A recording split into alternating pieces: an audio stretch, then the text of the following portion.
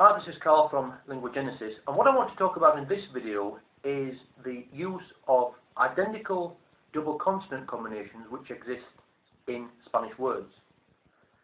Now, as far as the English language is concerned, we can think of many words which have two identical consonants doubled up, placed next to one another in a variety of those words.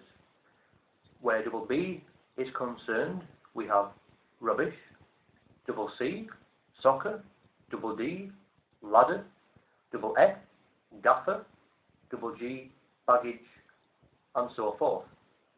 However, where the Spanish language is concerned, the only four consonants which can double up as double consonant combinations are C, double C, L, and then double L,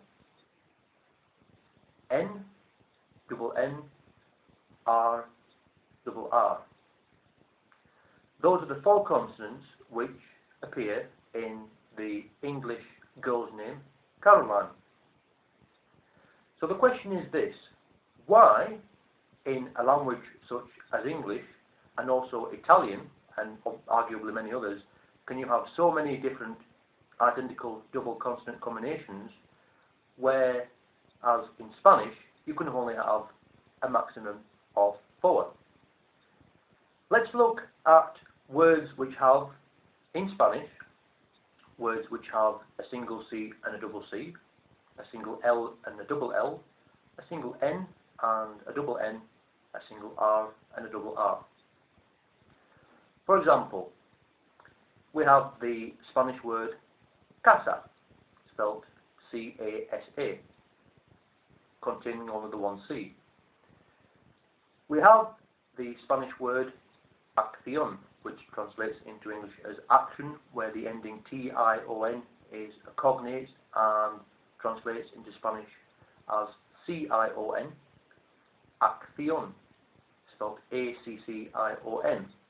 Now you'll notice that the pronunciation of the single C, k, which also can be pronounced as th, or as a softened s, depending on the vowel which comes afterwards, or where the C is positioned within the word, double C is pronounced differently, as kth, acción.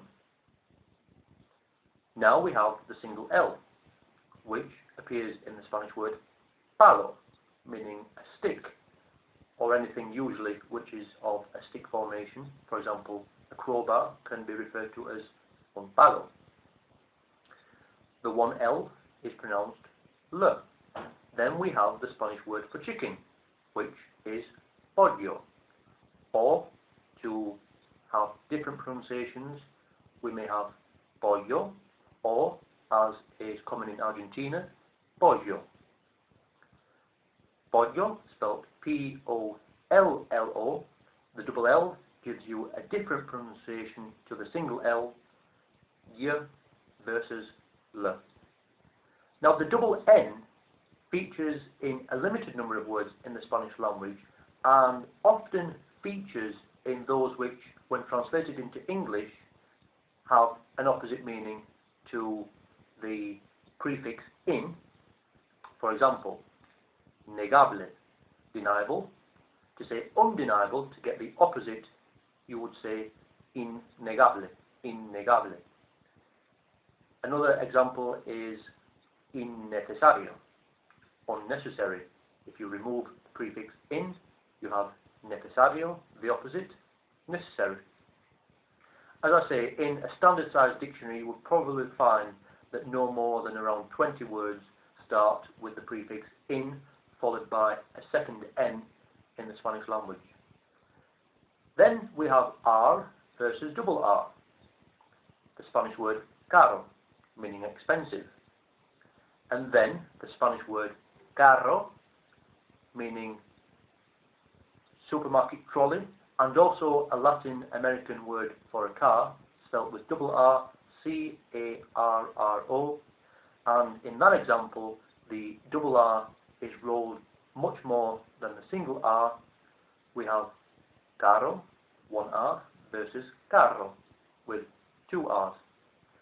So the rule is this: if you're doubting when writing down a word whether you need a single consonant or a double consonant, what you have to ask yourself is whether the double consonant would produce a different sound and a different pronunciation to the single consonant. If the answer is yes, it will be a double consonant, and if the answer is no, it will be a single consonant. But as I say, only 4 consonants can double up in Spanish, those being C, R, L, and N, the four consonants which appear, as I said earlier, in the English girl's name, Caroline.